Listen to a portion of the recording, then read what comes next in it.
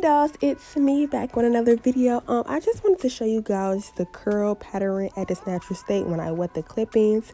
I did go in and blow dry them thoroughly out so that I can achieve the wand curl look. And yes, from here on out you guys can pretty much tell what I'm going to do, so just keep watching.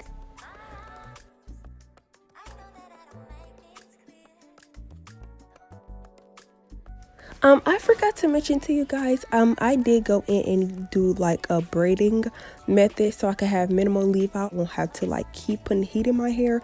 If you want to see how to do that, I have a clip-in video up on my channel, so you can revert back to that. But yeah.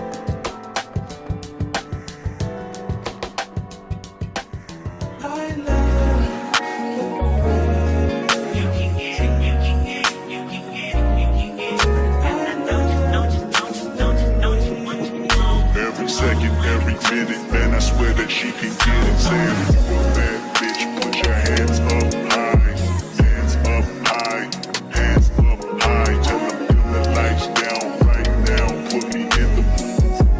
I'm talking about dark perfume. Go.